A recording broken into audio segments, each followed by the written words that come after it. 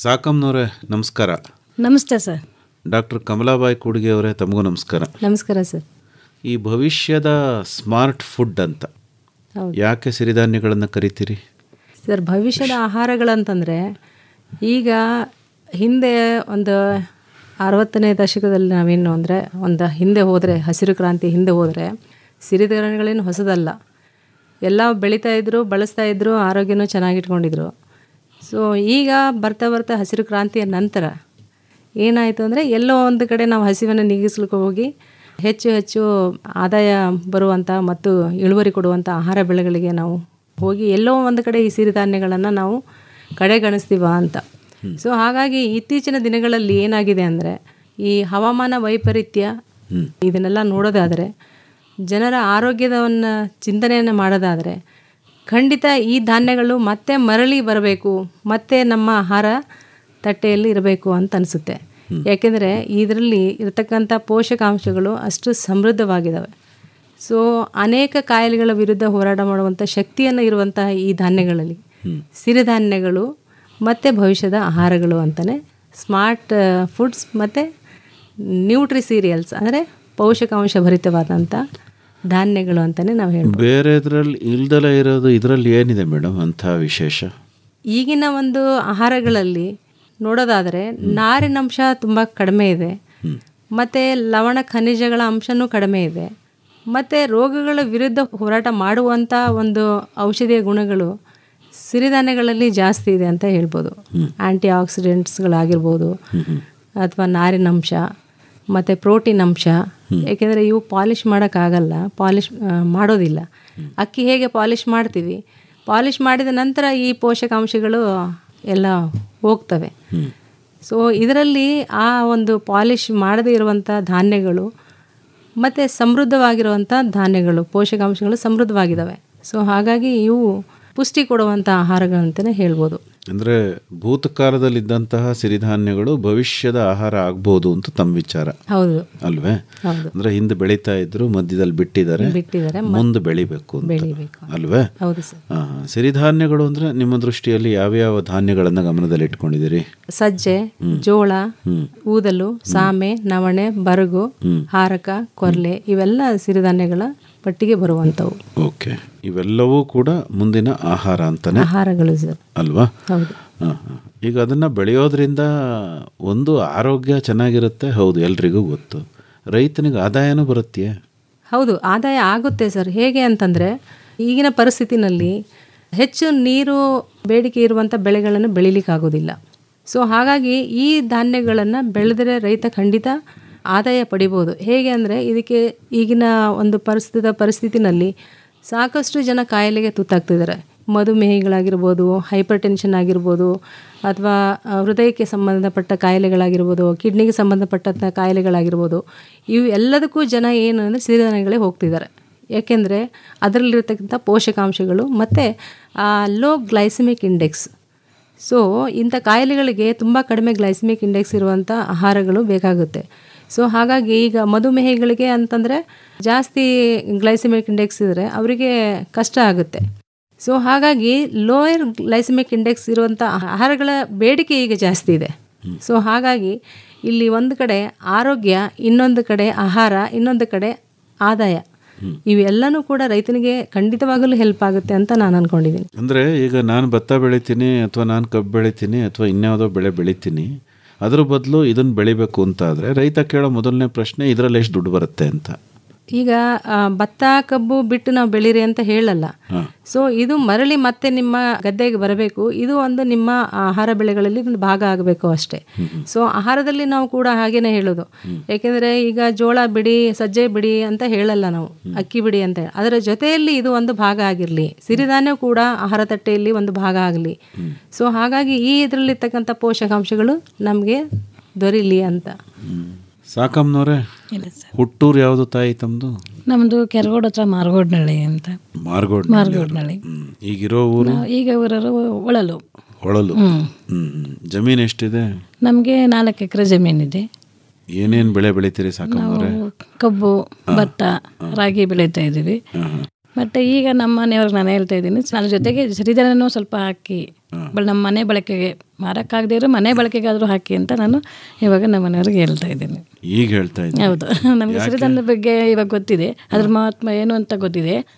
ಫಸ್ಟೆಲ್ಲ ನಮಗೆ ಅಷ್ಟಾಗಿ ಇದು ಸಿರಿಧಾನ್ಯ ಮಧ್ಯೆ ನಮಗೆ ಅದು ಟಚ್ ಇಲ್ಲದೆ ಇರೋದ್ರಿಂದ ನಮಗೆ ಗೊತ್ತಾಗಿಲ್ಲ. ಈಗ ಸಿರಿಧಾನ್ಯದ ಬಗ್ಗೆ ನಮಗೆ ಇಲ್ಲಿ ಡಾಕ್ಟ್ರು ಹತ್ರ ಹೋಗಲಿ ಏನೋ ಹೋಗಲಿ ಅವ್ರು ಹೇಳ್ತಿದ್ದಾರೆ, ಸಿರಿಧಾನ್ಯನ ಜಾಸ್ತಿ ಅಕ್ಕಿ ಜಾಸ್ತಿ ಉಪಯೋಗಿಸ್ಬೇಡಿ, ಸಿರಿಧಾನ್ಯ ಬಳಸಿ, ಎಲ್ಲ ಆರೋಗ್ಯಕರವಾಗಿ ಇರ್ತೀರಿ ತಿಂದರೆ ಮನೆ ಜನ ಎಲ್ಲ, ಒಂದು ದಿನಕ್ಕೆ ಒಂದು ಟೈಮ್ ಆದರೂ ತಿನ್ನಿ ಅಂತ ನಮಗೆ ಎಲ್ಲ ಕಡೆನೂ ಹೇಳಿದ್ರು.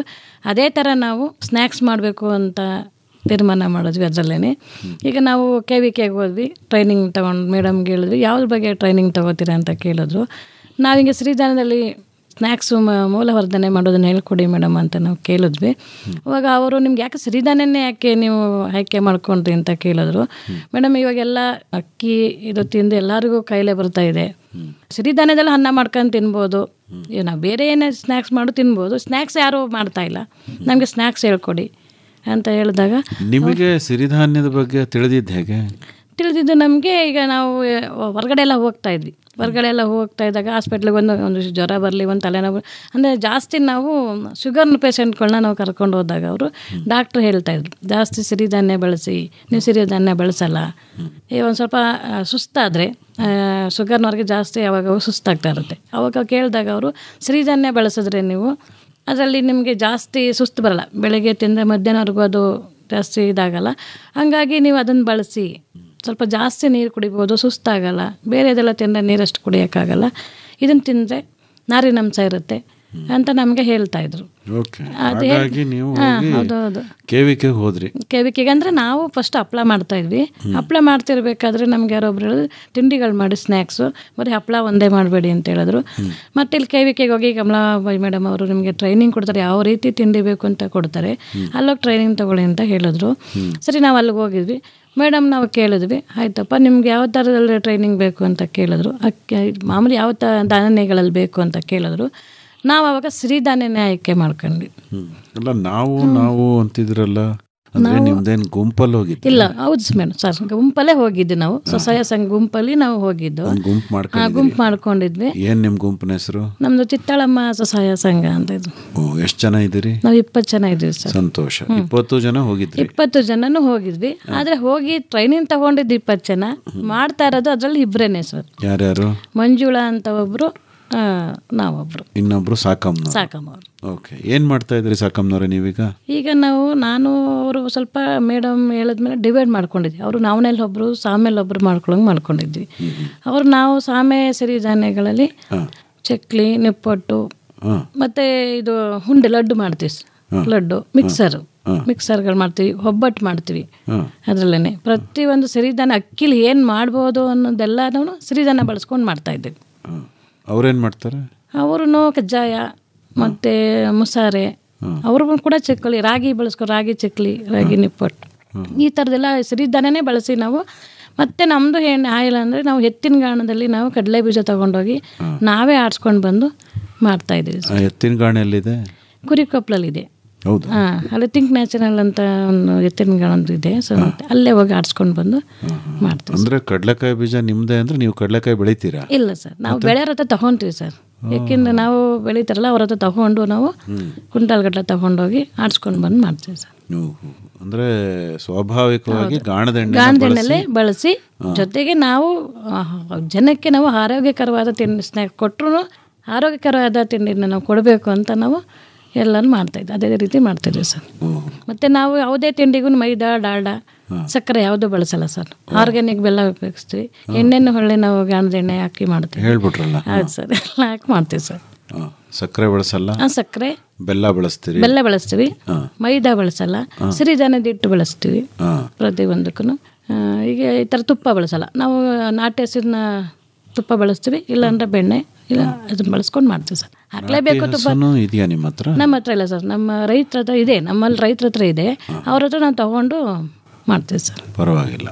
ಏನು ಮೇಡಮ್ ಇದು ತರಬೇತಿ ಅಂತೆಲ್ಲ ಹೇಳ್ತಾ ಇದ್ದಾರೆ, ಏನು ನಿಮ್ಮ KVKನಲ್ಲಿ ಏನು ಚಕ್ಲಿ, ಉಂಡೆ, ಕೋಡ್ಬಳೆ ಮಾಡೋದೆಲ್ಲ ಹೇಳ್ಕೊಡ್ತೀರಾ? ಹೌದು ಸರ್. ಕೃಷಿ ವಿಜ್ಞಾನ ಕೇಂದ್ರದಲ್ಲಿ ಸಾಮಾನ್ಯವಾಗಿ ಗೃಹ ವಿಜ್ಞಾನಿಯಾಗಿ ನಾನು ಅಲ್ಲಿ ಕೃಷಿ ಉತ್ಪನ್ನಗಳ ಮೌಲ್ಯವರ್ಧನೆಯನ್ನು ಹೇಳ್ಕೊಡೋದು. ಸೊ ಅದರ ಮೂಲಕ ಅಂದರೆ ಪದ್ಧತಿ ಪ್ರಾತ್ಯಕ್ಷಿಗಳ ಮೂಲಕ ಅವರಿಗೆ ಹೇಳ್ಕೊಡ್ತೀವಿ. ಸೊ ಅದಲ್ಲದೆ ಪೋಷಕಾಂಶಗಳ ಅವೇರ್ನೆಸ್ ಕೂಡ ಅವರಿಗಿರಬೇಕು, ಮತ್ತು ಸಮತೋಲನ ಆಹಾರದ ಬಗ್ಗೆ ಅವರಿಗೆ ಅರಿವಿರಬೇಕು. ಸೊ ಪೋಷಕಾಂಶಗಳ ನ್ಯೂನತೆಯಿಂದ ಏನಾಗುತ್ತೆ ಮತ್ತು ಅದನ್ನು ಹೇಗೆ ಹೋಗಲಾಡಿಸುವ ಬೇಕು ಅನ್ನೋದನ್ನು ಅದ್ರ ಬಗ್ಗೆ ಪ್ರಮೋಟ್ ಮಾಡ್ತಾ ಇದ್ದೀವಿ. ಸೊ ಅದರ ಜೊತೆಗೆ ಕೈತೋಟದ ಬಗ್ಗೆ ಕೂಡ ಅರಿವನ್ನು ನಾವು ಮೂಡಿಸುವಂಥ ಕೆಲಸವನ್ನು ಮಾಡ್ತಾಯಿದ್ದೀವಿ. ಸೊ ಇಲ್ಲಿ ತರಬೇತಿಗಳಿಗೆ ಬಂದಾಗ ನಾವು ಒಳಾವರಣ ತರಬೇತಿ, ಹೊರಾವರಣ ತರಬೇತಿಗಳನ್ನು ಮಾಡ್ತೀವಿ. ಅದು 1 ದಿವಸದಿಂದ 25 ದಿವಸದ ತರಬೇತಿಗಳು ಕೂಡ ಇಲ್ಲಿ ಸಿಗ್ತವೆ. ಸೊ ಅದರಲ್ಲಿ ಸಾಮಾನ್ಯವಾಗಿ ಮಹಿಳೆಯರಿಗೆ ಕೌಶಲ್ಯಾಭಿವೃದ್ಧಿ ತರಬೇತಿಗಳನ್ನು ಇಲ್ಲಿ ಕೊಡ್ತಾ ಇದ್ದೀವಿ. ಅದರಲ್ಲಿ ವಿಶೇಷವಾಗಿ ಮೌಲ್ಯವರ್ಧನೆ ಬಗ್ಗೆ, ಕೃಷಿ ಉತ್ಪನ್ನಗಳ ಸಂಸ್ಕರಣೆ ಮತ್ತು ಮೌಲ್ಯವರ್ಧನೆ ಬಗ್ಗೆ ತರಬೇತಿಯನ್ನು ನಾವು ನೀಡ್ತಾ ಇದ್ದೀವಿ. ಸೊ ಅದರ ಜೊತೆಗೆ ಮಾರ್ಕೆಟಿಂಗ್ ಹೇಗೆ ಮಾಡಬೇಕು, ಮತ್ತು ಬ್ರ್ಯಾಂಡಿಂಗು, ಲೇಬ್ಲಿಂಗು, ಸೊ ಮಾರುಕಟ್ಟೆ ಸಂಪರ್ಕ ಕೂಡ ನಾವು ಅವರಿಗೆ ಕಲ್ಪಿಸ್ತಾ ಇದ್ದೀವಿ. ಸೊ ಈ ನಿಟ್ಟಿನಲ್ಲಿ ಸಾಮಾನ್ಯವಾಗಿ ಇವರು ನಮ್ಮ ಸಾಕಮ್ಮವರು ಕೂಡ ತರಬೇತಿಯನ್ನು ತೆಗೆದುಕೊಂಡು ಈಗ ಅವರು ದೊಡ್ಡ ಮಟ್ಟದಲ್ಲಿ ಸ್ನ್ಯಾಕ್ಸ್ ಆಗಿರ್ಬೋದು, ಅಥವಾ ಮಾಲ್ಟ್ ಆಗಿರ್ಬೋದು, ಅಥವಾ ಈ ಮಿಕ್ಸರ್ ಅಂದರೆ ಉಪ್ಪಿಟ್ಟಿನ ಮಿಶ್ರಣ ಆಗಿರ್ಬೋದು, ಸೊ ಅಂಥವು ಸೂಜಿ ಅಂದರೆ ರವೆ, ಹಿಟ್ಟು, ಅಕ್ಕಿ, ಸೊ ಅದನ್ನೆಲ್ಲ ನೇರವಾಗಿ ರೈತರ ಹತ್ರ, ಬೆಳೆಗಾರರ ಹತ್ರ ತೆಗೆದುಕೊಂಡು ಇವರು ಅದನ್ನು ಪ್ರಥಮ ಹಂತದ ಸಂಸ್ಕರಣೆಯನ್ನು ಮಾಡಿ ಆಮೇಲೆ ಅವರು ಮಾರಾಟವನ್ನು ಮಾಡ್ತಿದ್ದಾರೆ. ಅಂದರೆ ನೀವು ನಿಮ್ಮ ತರಬೇತಿಯಲ್ಲಿ ಪ್ರಾಯೋಗಿಕವಾಗಿ ಇದನ್ನೆಲ್ಲ ಹೇಗೆ ತಯಾರು ಮಾಡ್ತಾರೆ ಅಂತ ಹೇಳ್ಕೊಡ್ತೀರಾ? ಹೌದು, ಪ್ರಾಯೋಗಿಕವಾಗಿ ಮಾಡಿ ತೋರಿಸೋದು ಮತ್ತು ಅವ್ರ ಕಡೆಯಿಂದ ಮಾಡಿಸೋದು. ಸೊ ಇದು ಈ ತರಬೇತಿ ನಿರಂತರವಾಗಿ. ನಿಮ್ಮಲ್ಲಿ ಏನು ವ್ಯವಸ್ಥೆ ಇದೆ ಇದನ್ನೆಲ್ಲ ಮಾಡೋದಕ್ಕೆ? ನಮ್ಮಲ್ಲಿ ಲ್ಯಾಬ್ ಇದೆ ಸರ್, ಹೋಮ್ ಸೈನ್ಸ್ ಲ್ಯಾಬ್ ಇದೆ, ಮತ್ತೆ ಅಲ್ಲಿ AICRP ಲ್ಯಾಬ್ ಇದೆ. ಸೊ ಅಲ್ಲಿ ನಾವು ಈ ತರಬೇತಿಗಳನ್ನು ಮಾಡ್ತಾ ಇದ್ದೀವಿ. ಅಲ್ಲ ಅಂದ್ರೆ ಇದನ್ನೆಲ್ಲ ತಯಾರು ಮಾಡೋದಕ್ಕೆ ಬೇಕಾದಂತ ಸಾಧನ ಸಲಕರಣೆಗಳೆಲ್ಲ ಇದೆ ಸರ್, ಎಲ್ಲ ಇದೆ. ಪ್ರತಿ KVKಗಳಲ್ಲೂ ಅದು ಇರುತ್ತೆ. ಓಕೆ. ಸೊ ನಮ್ಮಲ್ಲಿ VC ಫಾರ್ಮ್ ಅಲ್ಲಿ ಲ್ಯಾಬ್ ಇದೆ, ಎಲ್ಲ ಇದೆ. ಹಾಗಾಗಿ ನೀವು ಅವರಿಗೆ ಪ್ರಾತ್ಯಕ್ಷಿಕೆ ಮೂಲಕ ಹೇಳ್ಕೊಡ್ತೀವಿ. ಇದಕ್ಕೇನಾದ್ರು ಚಾರ್ಜ್ ಮಾಡ್ತೀರಾ ಮೇಡಮ್? ಸರ್ ಆ್ಯಕ್ಚುಲಿ ಸಾಮಾನ್ಯವಾಗಿ ನಾವು ಯಾವುದು ರೈತ ಮಹಿಳೆಯರಿಗೆ ಉಚಿತವಾಗಿರ್ತದೆ ತರಬೇತಿ. ಸೊ ವಸತಿ ಕೂಡ, ಊಟ, ವಸತಿ ಮತ್ತು ತರಬೇತಿ ಯಾವುದೇ ಶುಲ್ಕ ನಾವು ತೆಗೆದುಕೊಳ್ಳೋದಿಲ್ಲ, ಇದು ಫ್ರೀ ಆಗಿರ್ತದೆ. ಅಂದರೆ ಊಟ ಹಾಕಿ ಅಲ್ಲೇ ವಸತಿ ಕೊಟ್ಟು ಫ್ರೀಯಾಗಿ ಇದನ್ನೆಲ್ಲ ಹೇಳ್ಕೊಡ್ತೀರಿ? ಹೌದು ಸರ್. ಅಲ್ವಾ? ತರಬೇತಿ ಈಗ ನೀವು ತಗೊಂಡಿದ್ದು ಸಾಕಮ್ಮನವರೇ ಎಷ್ಟು ದಿವಸದಮ್ಮ?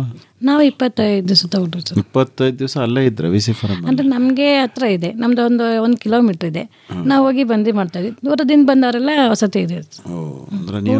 ನಡ್ಕೊಂಡೇ ಹೋಗ್ಬಿಡೋರು ಅನ್ಸುತ್ತೆ? ನಡ್ಕೊಂಡೇ ಹೋಗ್ಬೋದು, ಅದು ಗಾಡಿ ಇದೆ, ಹೋಗ್ತೀವಿ. ನೋಡಿದ್ರಾ? ಸರಿ ಅಮ್ಮ. ಈಗ ಎಷ್ಟು ವರ್ಷದಿಂದ ತಗೊಂಡಿತ್ತು ತಾವು ತರಬೇತಿನ? ನಾವು 5.5 ವರ್ಷ ಆಯ್ತು ಸರ್. 5.5 ವರ್ಷ ಆಗೋಯ್ತು. ಈಗೇನೋ ಮೌಲ್ಯವರ್ಧಿತ ಉತ್ಪನ್ನಗಳನ್ನು ತಾವು ಮಾಡ್ತಾ ಇದ್ದೀರಿ. ಏನೇನೆಲ್ಲ ಇದೆ ಈಗ ನಿಮ್ಮ ಹತ್ರ ಉತ್ಪನ್ನ ಅಂತಂದ್ರೆ? ನಮ್ಮಲ್ಲಿ ಮಿಕ್ಸರ್ ಇದೆ. ಏನು ಮಿಕ್ಸರು?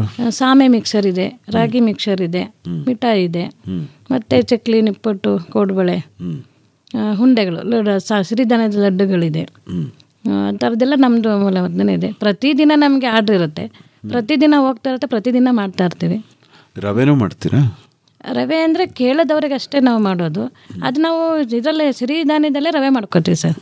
ರವೆ ಅದನ್ನೇ ರವೆ ಥರನೇ ಇದನ್ನು ಸಿರಿಧಾನ್ಯದಲ್ಲಿ ರವೆ ಮಾಡಿಕೊಂಡು ನಮ್ಮಲ್ಲಿ ಮಿಷಿನ್ಸ್ ಎಲ್ಲ ಇದೆ, ಮಿಷಿನ್ಗಳಿದೆ, ಮಿಕ್ಸರ್ ಮಾಡೋದಿದೆ, ಇಟ್ಟು ಕಲ್ಸೋದಿದೆ, ಮತ್ತು ಪೌಡ್ರು ರವೆಗಳು ಎಷ್ಟು ಸೈಜ್ ಬೇಕು ಅದನ್ನು ಮಾಡ್ಕೊಳ್ಳೋದು ನಮ್ಮ ಹತ್ರ ಆಲ್ರೆಡಿ ಇದೆ. ಎಲ್ಲ ನೀವೇ ತಗೊಂಡ್ಬಿಟ್ಟಿದ್ದೀರಾ? ಹಾಂ ಸರ್, ಕೆಳಗೆ ಕಡೆಯಿಂದ ನಮಗೆ ಮೇಡಮ್ ಸಜೆಸ್ಟ್ ಮಾಡಿ ತಗೊಂಡಿದ್ವಿ. ಹೌದಾ?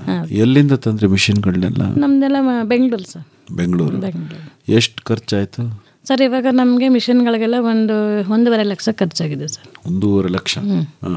ನಾವು ಅದರ ಸರ್ ನಾವು ಖಾದಿ ಬೋರ್ಡಲ್ಲಿ ಇದಕ್ಕೆ ಸಾಲ ತೊಗೊಂಡಿದ್ವಿ, ಸಬ್ಸಿಡಿ ಲೋನ್ ತೊಗೊಂಡಿದ್ವಿ.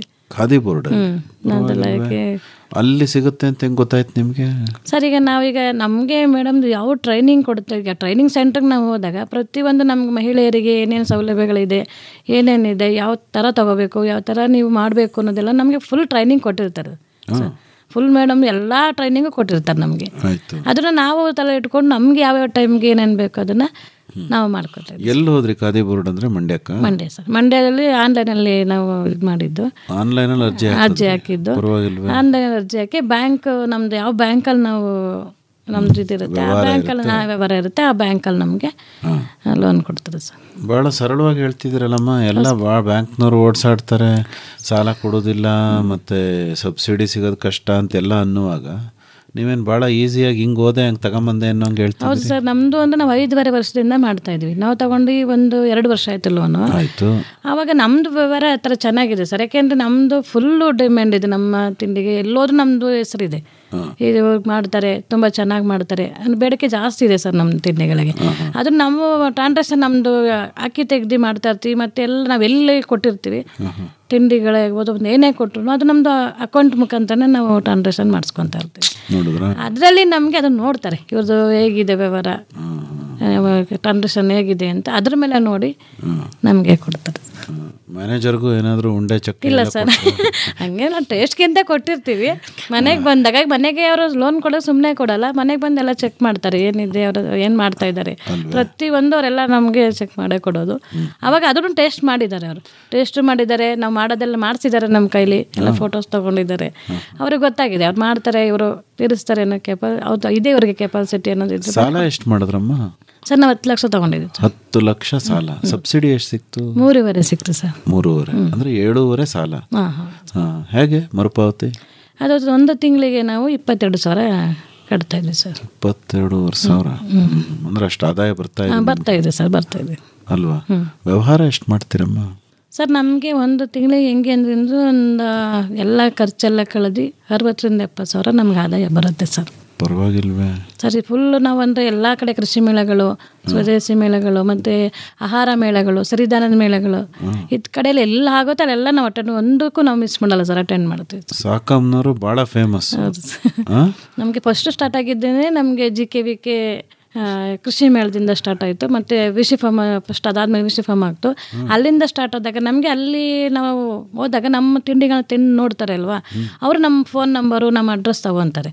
ಅವ್ರಿಗೆ ಇಷ್ಟ ಆದರೆ ಕಾಲ್ ಮಾಡ್ತಾರೆ, ನಮ್ಗೆ ಇಷ್ಟು ಕಳಿಸ್ಕೊಡಿ, ಎಷ್ಟು ಕಳಿಸ್ಕೊಡಿ ಅಂತ. ಹಂಗೆ ಒಂದಕ್ಕೊಂದು ಹೋದಾಗ ನಾವು ಒಂದೊಂದು ಮೇಳಕ್ಕೊಂಡು ಹೋದಾಗ ಒಂದಷ್ಟು ಆರ್ಡರ್ಗಳು ನಮಗೆ ಬರ್ತಾಯಿತ್ತು ಸರ್. ಇವಾಗ ಕೊಡೋಕ್ಕಾಗದಿರೋಷ್ಟು ಬಂದಿದೆ, ತುಂಬ ಬೇಡಿಕೆ ಇದೆ. ಪರವಾಗಿಲ್ಲ ಸರ್, ಆ ಥರ ಇದೆ. ಹಂಗಾಗಿ ನಮಗೆ ಟ್ರಾನ್ಸಾಕ್ಷನ್ನು ಚೆನ್ನಾಗಿದೆ, ನಮಗೆ ಆದಾಯನೂ ಚೆನ್ನಾಗಿದೆ. ಮಾರ್ಕೆಟಿಂಗೇ ಸಮಸ್ಯೆ ಅಂತಾರಲ್ಲ, ನಿಮಗೇನು ಸಮಸ್ಯೆ? ನಮಗೇನು ಸಮಸ್ಯೆ ಇಲ್ಲ ಸರ್. ನಮಗೆ ಫಸ್ಟ್ ಮಾರ್ಗದರ್ಶನ ತೋರಿಸಿದ್ದು ನಮಗೆ KVKಲಿ, ಅವ್ರ ಮಾರ್ಗದರ್ಶನದಲ್ಲಿ ನಾವು ಹೋದ್ವಿ, ನಮಗೇನು ಸಮಸ್ಯೆ ಅನ್ನಿಸ್ಲಿಲ್ಲ.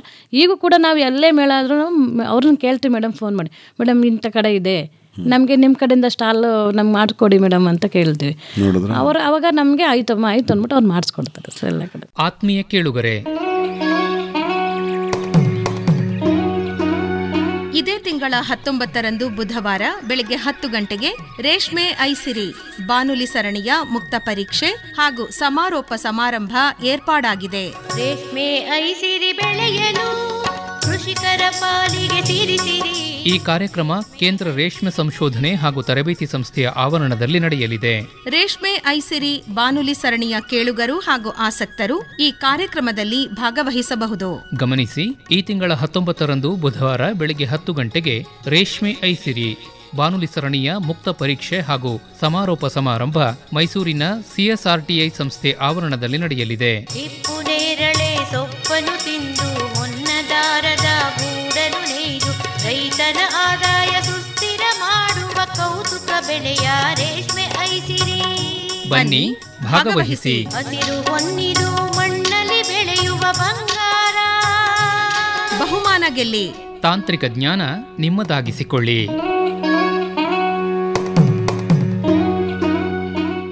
ಹೇಳಿ ಮೇಡಮ್, ಏನೇನೆಲ್ಲ ಸಹಾಯವನ್ನು ಕೃಷಿ ವಿಜ್ಞಾನ ಕೇಂದ್ರ ಮಾಡ್ತಾ ಇದೆ? ಕೃಷಿ ವಿಜ್ಞಾನ ಕೇಂದ್ರದಲ್ಲಿ ಎಲ್ಲ ಮಹಿಳೆಯರಿಗೆ ಮತ್ತು ರೈತರಿಗೆ ತರಬೇತಿ ಕೊಡುವಂಥ ಒಂದು ಕೆಲಸವನ್ನು ನಡೀತಾ ಇದೆ ಸರ್. ಸೊ ಅದರ ಜೊತೆಗೆ ಮುಂಚೂಣಿ ಪ್ರಾತ್ಯಕ್ಷಿಕೆಗಳನ್ನು, ಹೊಸ ಹೊಸ ತಂತ್ರಜ್ಞಾನಗಳನ್ನು ಏನು ಆ ವರ್ಷದಲ್ಲಿರ್ತವ ಅದನ್ನು ರೈತರ ತಾಕುಗಳಿಗೆ ತೆಗೆದುಕೊಂಡು ಹೋಗುವಂಥ ಕೆಲಸಗಳು ನಡೀತಾ ಇದೆ. ಅದಲ್ದಲೇ ಈಗ ಅವ್ರೇನು ಹೇಳ್ತಾ ಇದ್ದಾರೆ ಮೇಡಮ್ಮು, ಈಗ ನೀವು ಅವ್ರಿಗೆ ಸಾಲ ಎಲ್ಲಿ ತಗೋಬೋದು, ಮತ್ತು ಹೇಗೆ ಯಾವ ಸಂಸ್ಥೆ ಅಪ್ರೋಚ್ ಮಾಡಬೇಕು, ಮಾರ್ಕೆಟ್ ಲಿಂಕೇಜಸ್ ಹೇಗಿದೆ, ಅದನ್ನೆಲ್ಲ ಹೇಳ್ಕೊಡ್ತೀರಾ ಅಂತ ಹೇಳ್ತಾರೆ. ತರಬೇತಿ ಅಂದಾಗ ಫುಲ್ ಪ್ಯಾಕೇಜ್ ಇರುತ್ತೆ ಸರ್. ಸೊ ಅವರು ಯಾಕೆಂದರೆ ಕಮ್ಯುನಿಕೇಷನ್ ಸ್ಕಿಲ್ಲಿಂದ ಹಿಡ್ಕೊಂಡು ಯಾವ್ಯಾವ ಇಲಾಖೆಯಲ್ಲಿ ಏನೇನು ಸಬ್ಸಿಡಿ ಸವಲತ್ತುಗಳು ಸಿಗ್ತವೆ, ಅದು ಕೂಡ ಬ್ಯಾಂಕಿಂಗ್ ಬಗ್ಗೆ ಇರ್ತದೆ, ಸೊ ತರಬೇತಿ ಅಂದ ತಕ್ಷಣ ಅಲ್ಲಿ ಮೌಲ್ಯವರ್ಧನೆ ಸಂಸ್ಕರಣೆ ಅದು ಅಲ್ಲದೆ ಸಾಕಷ್ಟು ಅವರಿಗೆ ಮಾಹಿತಿಯನ್ನು ಕೊಡುವಂಥ ಕೆಲಸವನ್ನು ನಾವು ಮಾಡ್ತಾ ಇದ್ದೀವಿ. ಅದರ ಜೊತೆಗೆ ಎಲ್ಲೆಲ್ಲಿ ಈ ಸಂಸ್ಕರಣಾ ಇಕ್ವಿಪ್ಮೆಂಟ್ಸ್ ಯಂತ್ರೋಪಕರಣಗಳು ಎಲ್ಲಿ ಲಭ್ಯ ಆಗ್ತವೆ, ಸೊ ಯಾವ ಇಲಾಖೆಯಲ್ಲಿ ಅದು ಸಬ್ಸಿಡಿ ರೇಟ್ಗಳಲ್ಲಿ ಸಿಗುತ್ತೆ, ಸೊ ಅದು ಕೂಡ ನಾವು ಮಾಹಿತಿಯನ್ನು ಕೊಡ್ತೇವೆ. ಅದು ಅಲ್ಲದೆ ಮಾರ್ಕೆಟಿಂಗ್ ಆಸ್ಪೆಕ್ಟ್ಸ್ ಬಗ್ಗೆ ತರಬೇತಿಯನ್ನು ಕೊಡ್ತೀವಿ. ಸೊ ಅದಲ್ಲದೆ ಎಲ್ಲೆಲ್ಲಿ ಮೇಳಗಳು, ಯಾಕೆಂದರೆ ಅವರಿಗೆ ಫಸ್ಟು ಅವರಿಗೆ ಸಂಪರ್ಕ ಕಲ್ಪಿಸಿಕೊಡೋದೇ ಮೇಳಗಳಿಂದ. ಫಸ್ಟ್ ನಮ್ಮ VC ಫಾರ್ಮಲ್ಲಿ ಕೃಷಿ ಮೇಳ ನಡೀತಾ ಇತ್ತು, ಅಲ್ಲಿ ಅವರಿಗೆ ಎಕ್ಸ್ಪೋಜರ್ ಮಾಡಿದ್ವಿ. ಯಾಕೆಂದರೆ ಸ್ಟಾರ್ಟಿಂಗಲ್ಲಿ ಅವ್ರಿಗೆ ಗೊತ್ತಿರಲ್ಲ, ಯಾಕೆ ಮಾಡಿ ಅದನ್ನು ಮಾರಾಟ ಮಾಡುವಂಥ ಕಲೆ ಕೂಡ ಅದು ಇಂಪಾರ್ಟೆಂಟ್ ಆಗಿರ್ತದೆ. ಸೊ ಹಾಗಾಗಿ ಅವರಿಗೆ ಕೃಷಿ ಮೇಳಗಳಿಗೆ ನಾವು ಕರೆದುಕೊಂಡು ಹೋಗುವಂಥದ್ದು, ಸೊ ಅಲ್ಲಿ ಅವರಿಗೆ ವ್ಯಾಪಾರವನ್ನು ಮಾಡಿಸುವಂಥದ್ದು. ಸೊ ಅದಲ್ಲದೆ ಅವರು ಸ್ವಲ್ಪ ದಿವಸ ಅಷ್ಟೇ, ಆಮೇಲೆ ಅವರು ಎಲ್ಲೆಲ್ಲಿ ಮೇಳಗಳು ಇರ್ತದೆ ಅವರೇ ಹುಡುಕೊಂಡು ನಮಗೆ ಕೇಳಕ್ಕೆ ಶುರು ಮಾಡ್ತಾರೆ. ಸೊ ಹಾಗೆಯೇ ಇನಿಷಿಯಲ್ ಆಗಿ ಅವರಿಗೆ ಹೆಲ್ಪಿಂಗ್ ಹ್ಯಾಂಡ್ ಅಂತ ಒಂದು ಸಿಕ್ಬಿಟ್ರೆ ಖಂಡಿತ ಇಂಥ ಅನೇಕ ಹೆಣ್ಮಕ್ಳು ವೃತ್ತಿಯಾಗಿ ಅದನ್ನು ತೆಗೆದುಕೊಳ್ತಾರೆ ಅಂತ ನನ್ನ ಭಾವನೆ. ಸೊ ಅದಲ್ಲದೆ ಇವರಿಗೆ ಒಂದು ತರಬೇತಿಗಳಲ್ಲಿ ಎಲ್ಲ ಥರದ ಕಮ್ಯುನಿಕೇಷನ್ ಸ್ಕಿಲ್ ಆಗಿರ್ಬೋದು, ಅವ್ರ ಬಾಡಿ ಲ್ಯಾಂಗ್ವೇಜು, ಸೊ ಯಾವ ಥರ ಆ್ಯಟಿಟ್ಯೂಡು, ಮಾರ್ಕೆಟಿಂಗ್ ಸ್ಕಿಲ್ಸ್ ಆಗಿರ್ಬೋದು, ಸೊ ಎಲ್ಲ ಕೂಡ ಅವರಿಗೆ ತರಬೇತಿ ಸಿಗುತ್ತೆ. ಯಾಕೆಂದರೆ ಒಂದು ಮೌಲ್ಯವರ್ಧನೆ ಮಾಡಬೇಕಂದ್ರೆ ಅವರಿಗೆ FSSAI ಲೈಸೆನ್ಸು ಕೂಡ ಬೇಕಾಗುತ್ತೆ. ಸೊ ಆ ಲೈಸೆನ್ಸ್ ಹೇಗೆ ತಗೋಬೇಕು, ಎಲ್ಲಿ ತಗೋಬೇಕು, ಯಾರನ್ನ ಅಪ್ರೋಚ್ ಮಾಡಬೇಕು, ಸೊ ಅದ್ರ ಬಗ್ಗೆನೂ ನಾವು ಅವರಿಗೆ ಅವೇರ್ನೆಸ್ ಕೊಡ್ತೀವಿ. ಮತ್ತು ಹೆಲ್ತ್ ಆ್ಯಂಡ್ ಹೈಜೀನ್ ಅಷ್ಟೇ ಇಂಪಾರ್ಟೆಂಟ್. ಫುಡ್ ಹ್ಯಾಂಡ್ಲಿಂಗಲ್ಲಿ ಅದೇ ಮೇನ್ ಆಗಿರ್ತದೆ. ಯಾಕೆಂದರೆ ಎಷ್ಟು ಫುಡ್ ಹೈಜಿನಿಕ್ ಆಗಿರಬೇಕು, ಹೇಗಿರಬೇಕು, ನೀವು ಯಾವ ರೀತಿ ಅದನ್ನು ತಯಾರಿಸುವಾಗ ಏನು ಮುತುವರ್ಜಿ ವಹಿಸಬೇಕು, ಮತ್ತು ನೀವು ಮಾಡುವಂಥ ಸ್ಥಳ ಹೇಗಿರಬೇಕು, ನಿಮ್ಮ ಪರ್ಸನಲ್ ಹೈಜೀನ್ ಹೇಗಿರಬೇಕು, ಸೊ ಅದು ಫುಡ್ ಹ್ಯಾಂಡ್ಲರ್ ಫುಲ್ ಒಂದು ಪ್ಯಾಕೇಜನ್ನು ಅವರಿಗೆ ಕೊಡ್ತೀವಿ ನಾವು. ಸೊ ಅದಲ್ಲದೆ ಎಲ್ಲ ಈ ಒಂದು ಏನು ತಯಾರಿಯಿಂದ ಹಿಡ್ಕೊಂಡು ರಾ ಮಟೀರಿಯಲ್ ಪ್ರೊಕ್ಯೂರ್ಮೆಂಟಿಂದ ಹಿಡ್ಕೊಂಡು ಅವರು ಪ್ರಾಡಕ್ಟ್ ಸೇಲ್ಸ್ವರೆಗೂ ನಾವು ಅವರಿಗೆ ಏನೆಲ್ಲ ಮಾಹಿತಿ ಬೇಕೋ ಅದೆಲ್ಲ ಟ್ರೈನಿಂಗಲ್ಲೇ ಆಗಿಬಿಟ್ಟಿರ್ತದೆ. ಏನಾದರೂ ಹೆಸರು ಇಟ್ಕೊಂಡಿದ್ದೀರಾ ನಿಮ್ಮ ಉತ್ಪನ್ನಕ್ಕೆ ಸಾಕಮ್ಮನವರೇ? ಸರ್, ನಮ್ಮ ಉತ್ಪನ್ನಕ್ಕೆ ನಾವು ಸಂಘದ ಹೆಸರು ಇಟ್ಟಿದ್ದೀವಿ. ಏನು ನಿಮ್ಮ ಸಂಘದ ಹೆಸರು? ಚಿತ್ತಾಳಮ್ಮ ಸ್ವಸಹಾಯ ಸಂಘ ಅಂತ ಇಟ್ಕೊಂಡಿದ್ದೀವಿ. ಅಂದರೆ ಚಿತ್ತಾಳಮ್ಮ ಫುಡ್ ಅಂತಲೇ ಇಟ್ಟಿದ್ದೀರಾ? ಉಂಡೆಗೆ ಏನು ಹೆಸರು, ಚಕ್ಲಿಗೆ ಏನು ಹೆಸರು, ಎಲ್ಲದಕ್ಕೂ ಒಂದೇ ಸರ್? ಅದು ನಾವು ಸಿರಿಧಾನ್ಯದಲ್ಲಿ ಮಾಡೋದ್ರಿಂದ ಇದು ನವಣೆ ಚಕ್ಲಿ, ನವಣೆ ನಿಪ್ಪಟ್ಟು, ಇದು ಸಾಮೆ ಲಡ್ಡು, ಸಾಮೆ ಮಿಕ್ಸರ್, ಈ ಥರ ಅದೇ ಯಾವ್ದು ಹೆಸರು ಇಟ್ಟಿದ್ದೀವಿ ಸರ್, ಬೇರೆ ಏನು ಹೆಸರು ಇಟ್ಟಿಲ್ಲ. ಈ ಪ್ಯಾಕಿಂಗು ಮತ್ತು ಸ್ಟಿಕ್ಕರ್ಗಳು ಅವನ್ನೆಲ್ಲ ಚೆನ್ನಾಗಿ ಮಾಡ್ಕೊಂಡು ಪ್ಯಾಕ್ ಮಾಡೋ ಯಂತ್ರಗಳಿದೆ ನಮಗೆ. ಕೆವಿಕೆಲ್ಲೇ ಕೊಟ್ಟಿದ್ದಾರೆ, ಪ್ಯಾಕಿಂಗ್ ಇದು ಸೀಲಿಂಗ್ ಮಿಷಿನ್ ಕೊಟ್ಟಿದ್ದಾರೆ, ತೂಕದ್ದು ಕೊಟ್ಟಿದ್ದಾರೆ. ಅವರು ಫ್ರೀ, ನಮಗೇನು ಅಮೌಂಟ್ ಏನು ತಗೊಂಡಿಲ್ಲ, ಫ್ರೀಯಾಗೆ ಕೊಟ್ಟಿದ್ದಾರೆ. ನಮ್ಮ ಮಹಿಳೆಯರಿಗೆ ಏನೇನು ಸೌಲಭ್ಯ ಬೇಕು ಎಲ್ಲ ಮಾಡಿಕೊಟ್ಟಿದ್ದಾರೆ. ಮತ್ತೆ ಸ್ಟಾರ್ಟಿಂಗ್ ಇವರೆಲ್ಲ ಇದು ಕೂಡ ನಮ್ಮ ಲೇಬಲ್ ಕೂಡ ಅವರೇ ಮಾಡಿಸ್ಕೊಟ್ಟಿದ್ದಾರೆ.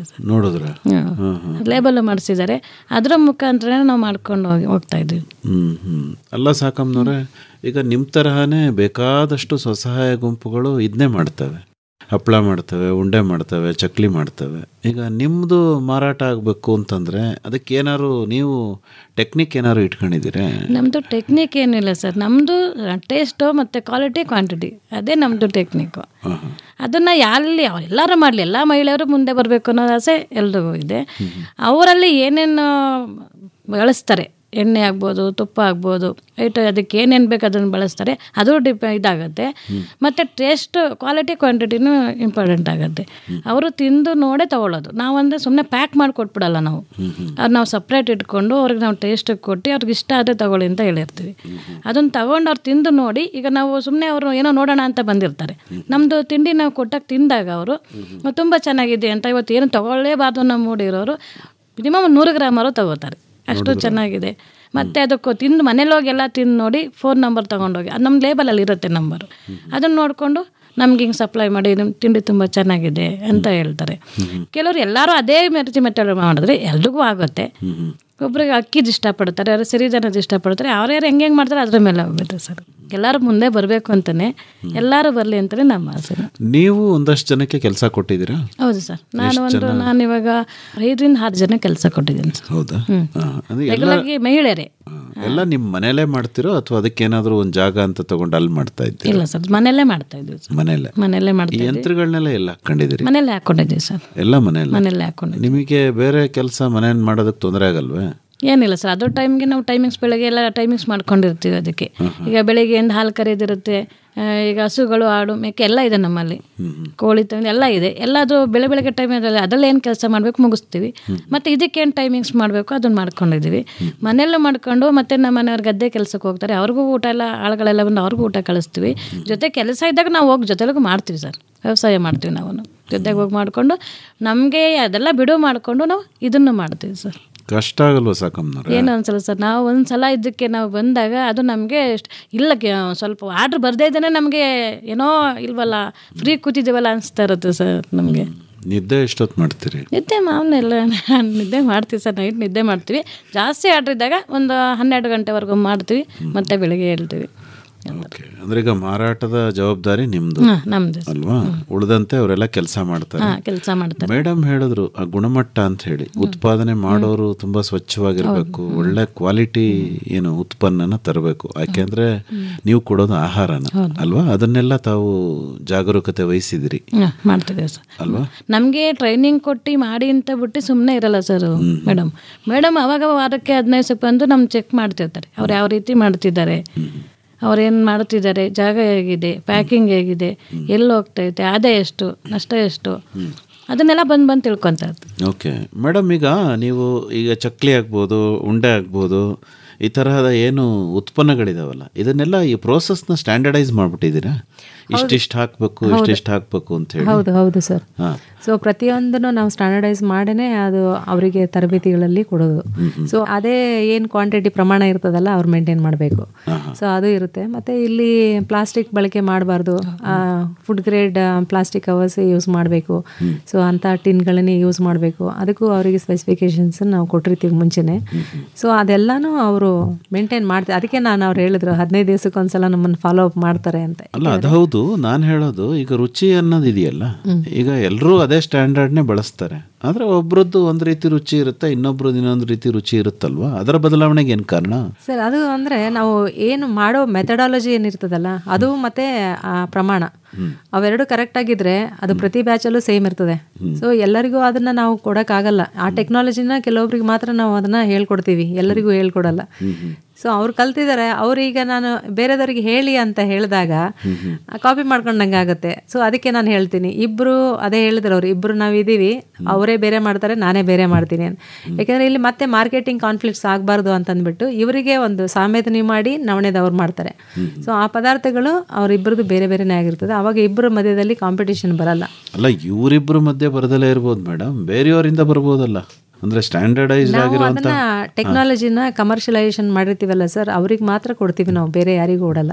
ಸೊ ಅದಕ್ಕೆ ಪರ್ಚೇಸ್ ಮಾಡಬೇಕು. ಸೊ ನಾವು ಇತ್ತೀಚಿನ ದಿನಗಳಲ್ಲಿ ಅದು ಕಮರ್ಷಿಯಲೈಸೇಷನ್ನ ನಾವು ಚಾರ್ಜ್ ಮಾಡ್ತಾ ಇದ್ದೀವಿ.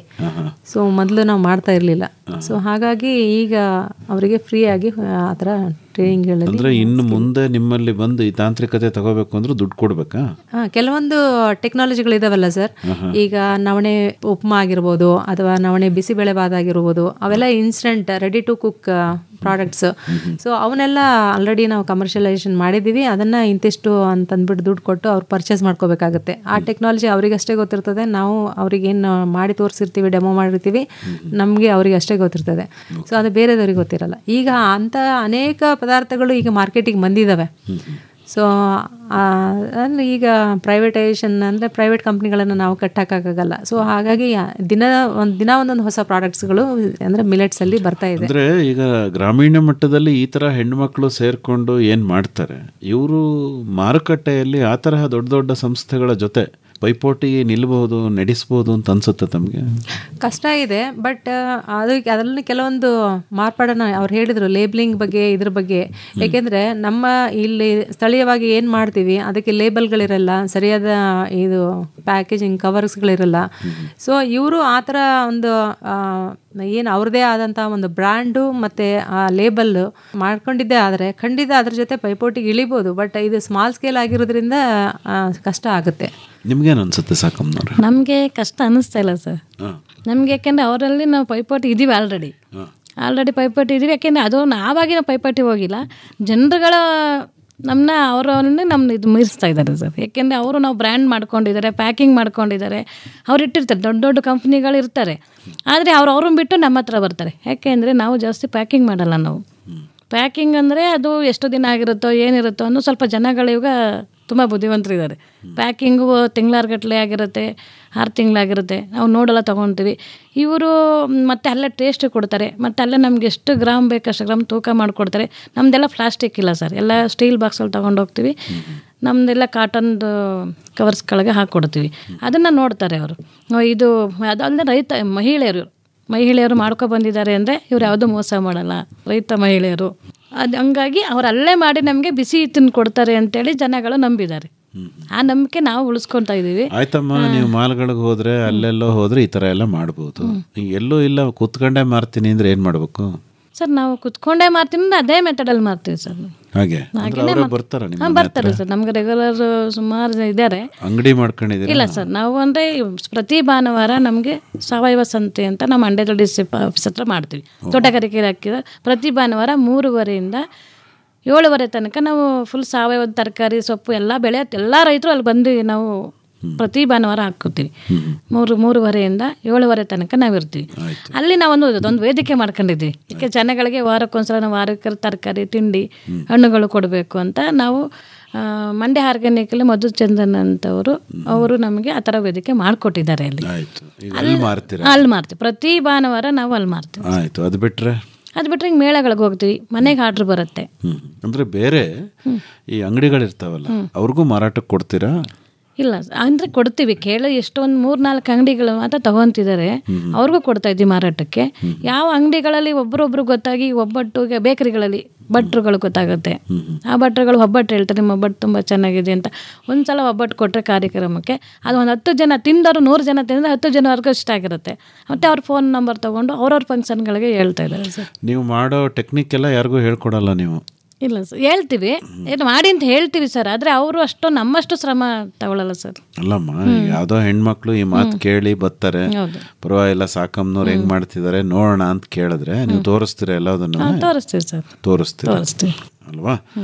ಓಕೆ, ಈಗ ನೀವು ಮಾಡೋವಂಥ ಉತ್ಪನ್ನಗಳನ್ನ ನೀವು ತಿಂತೀರಾ? ತಿಂತೀವಿ ಸರ್, ಬಳಸ್ತೀವಿ, ನಾವು ಅದನ್ನೇ ಬಳಸೋದು ಸರ್. ಊಟದವಿಂದನೂ ಸ್ನ್ಯಾಕ್ಸ್ವರೆಗೂ ನಾವು ಅದನ್ನೇ ಬಳಸೋದು. ಓಕೆ, ಏನೇನು ಮಾಡ್ತೀರಾ ಮನೆಯಲ್ಲಿ ಸಿರಿಧಾನ್ಯಗಳಿಂದ?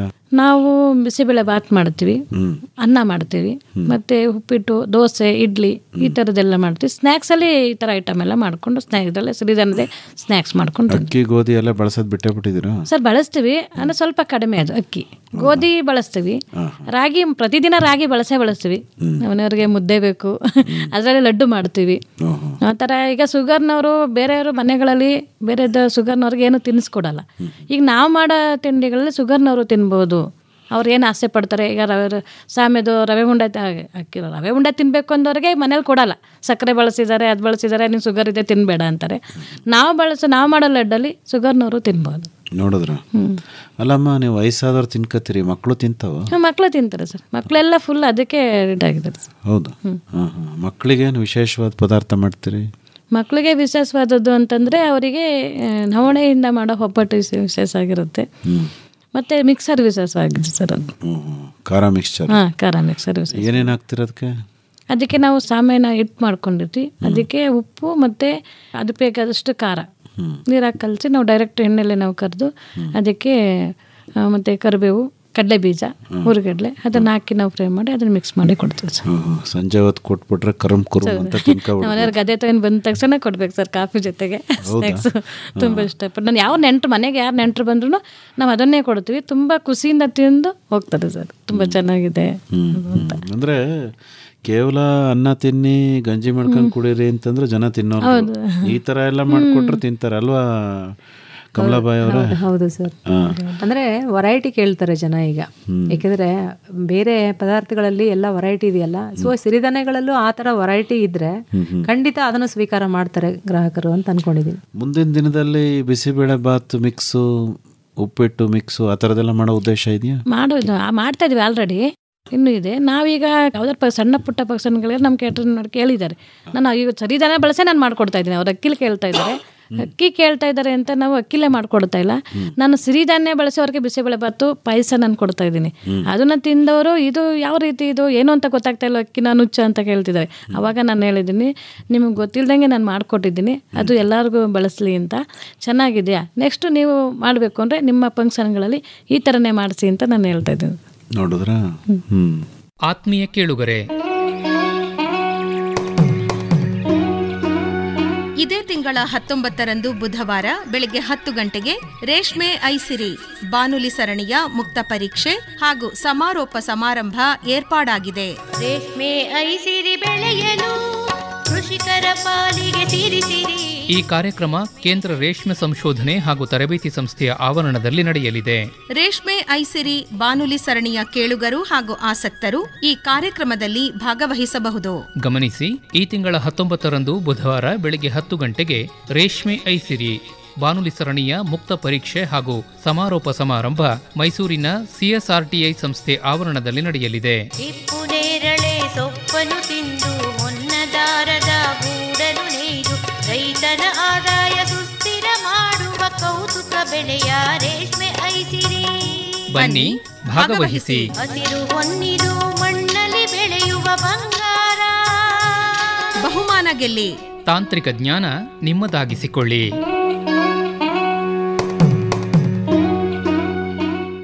ಏನು ಹೇಳಕ್ಕೆ ಇಷ್ಟಪಡ್ತೀರಿ ಅಂತಿಮವಾಗಿ ಕಮಲಾಬಾಯಿ ಅವರೇ? ಅಂತಿಮವಾಗಿ ಸಿರಿಧಾನ್ಯಗಳು ಪೋಷಕಾಂಶಗಳಿಂದ ಸಮೃದ್ಧವಾಗಿ ನಾರಿನಂಶ ಜಾಸ್ತಿ ಇರೋದ್ರಿಂದ ಇದರಲ್ಲಿ ಅನೇಕ ಪದಾರ್ಥಗಳನ್ನು ಮಾಡಿ ಅದು ದಿನನಿತ್ಯ ಆಹಾರದಲ್ಲಿ ಉಪಯೋಗ ಮಾಡಿದರೆ ಖಂಡಿತ ಅನೇಕ ಕಾಯಿಲೆಗಳಿಂದ, ಉದಾಹರಣೆಗೆ ಹೇಳೋದಾದರೆ ಡಯಾಬಿಟಿಕ್ ಆಗಿರ್ಬೋದು, ಹೈಪರ್ ಟೆನ್ಷನ್ ಆಗಿರ್ಬೋದು, ಅಥವಾ ಹೃದಯಕ್ಕೆ ಸಂಬಂಧಪಟ್ಟ ಕಾಯಿಲೆ ಅವ್ರ ನಿಯಂತ್ರಣದಲ್ಲಿ ಇಡ್ಬೋದು. ಮತ್ತು ಬರದಂಗೆ ಅದನ್ನು ನಾವು ನೋಡ್ಕೋಬೋದು ಅಂತ ಹೇಳಲಿಕ್ಕೆ ಇಷ್ಟಪಡ್ತೇನೆ. ಅದರ ಜೊತೆಗೆ ಸಮತೋಲನ ಆಹಾರದ ಕೂಡ ಮುಖ್ಯ ಆಗಿರ್ತದೆ. ಆಹಾರದಲ್ಲಿ ಸಮತೋಲನತೆ ಕೊರತೆ ಆದರೆ ನಮ್ಮಲ್ಲಿ ಅನೇಕ ಪೋಷಕಾಂಶಗಳ ಕೊರತೆ ಆಗುತ್ತೆ. ಹಾಗೆ ನಾವು ಕಾಯಿಲೆಗೆ ತುತ್ತಾಗುವ ಚಾನ್ಸಸ್ ಜಾಸ್ತಿ ಆಗುತ್ತೆ. ಹಾಗಾಗಿ ಆಹಾರದಲ್ಲಿ ನಾವು ಹೇಳ್ತೀವಿ, ಒಂದು ತಟ್ಟೆನಲ್ಲಿ ಅರ್ಧ ಭಾಗ ಹಣ್ಣು ತರಕಾರಿಗಳಿರಬೇಕು, ಇನ್ನು ಅರ್ಧ ಭಾಗದಲ್ಲಿ ಸಿರಿಧಾನ್ಯಗಳು, ಇತರೆ ಧಾನ್ಯಗಳು, ಕಾಳುಗಳು ಮತ್ತು ಹಾಲಿನ ಉತ್ಪನ್ನಗಳು, ಮೀನು, ಮೊಟ್ಟೆ, ಮಾಂಸ, ಕೊಬ್ಬಿನಾಂಶ, ಸಕ್ಕರೆ ಅಂಶ ಇರಬೇಕು ಅಂತ ಹೇಳ್ತೀವಿ. ಹಾಗಾಗಿ ಆರೋಗ್ಯ ತುಂಬಾ ಮುಖ್ಯ. ಕಳೆದು ಹೋದ ಮೇಲೆ ನಾವು ಹುಡ್ಕೋದ್ರಲ್ಲಿ ಅರ್ಥ ಇಲ್ಲ. ಆರೋಗ್ಯ ಇದ್ದಾಗಲೇ, ನೆಟ್ಟಿಗಿದ್ದಾಗಲೇ ನೀವೆಲ್ಲ ನೀಟಾಗಿ ಅದನ್ನು ಬೆಳೆದು ಬಳಸಿ ಅದರ ಸದುಪಯೋಗ ಪಡ್ಕೊಂಡ್ರೆ ಮನುಷ್ಯ ಆರೋಗ್ಯವಾಗಿರ್ತಾನೆ ಹಾಗೂ ಸಮೃದ್ಧವಾಗಿರ್ತಾನೆ ಅಂತ ಹೇಳಲಿಕ್ಕೆ ಇಷ್ಟಪಡ್ತೀನಿ. ಹೆಚ್ಚಿನ ಮಾಹಿತಿಗೆ ನಿಮ್ಮನ್ನೇ ನೇರವಾಗಿ ಸಂಪರ್ಕ ಮಾಡಬೇಕು ಅಂದರೆ ಸಾಕಮ್ಮನವರೇ, ಸಂಪರ್ಕಕ್ಕಾಗಿ ತಮ್ಮ ಮೊಬೈಲ್ ಸಂಖ್ಯೆ ಏನು ಕನ್ನಡದಲ್ಲಿ ಹೇಳ್ಬೋದೇ? ಹೇಳಿದೆ ಸರ್. 8095612670. ಇನ್ನೊಂದು ಸರಿ ಹೇಳ್ತೀರಾ? 8095612670. ಇನ್ನೂ ಒಂದು ಸರಿ ಹೇಳ್ಬಿಡಿ. 8095612670. ತಮ್ಮದು ಡಾಕ್ಟರ್ ಕಮಲಾಬಾಯಿ ಕೂಡ್ಗೆ ಅವರೇ? 8618269097. ಇನ್ನೊಮ್ಮೆ? 8618269097. ಇನ್ನೂ ಒಂದು ಸರಿ ಹೇಳ್ಬಿಡಿ. 8618269097. ಒಳ್ಳೆಯದು ಡಾಕ್ಟರ್ ಕಮಲಾಬಾಯಿ ಕೂಡ್ಗೆ ಅವರೇ ಹಾಗೂ ಸಾಕಮ್ಮನವರೇ. ಭವಿಷ್ಯದ ಸ್ಮಾರ್ಟ್ ಫುಡ್ ಸಿರಿಧಾನ್ಯಗಳು ಮತ್ತು ಅದರ ಮೌಲ್ಯವರ್ಧನೆಗೆ ಸಂಬಂಧಪಟ್ಟಂತೆ ಬಹಳ ಉಪಯುಕ್ತವಾದ ಮಾಹಿತಿ ನೀಡಿದ್ರಿ. ಒಳ್ಳೆಯದಾಗಲಿ ಸಾಕಮ್ಮನವರೇ. ವಂದನೆಗಳು. ನಮಸ್ಕಾರ. ನಮಸ್ಕಾರ ಸರ್. ನಮಸ್ತೆ ಸರ್.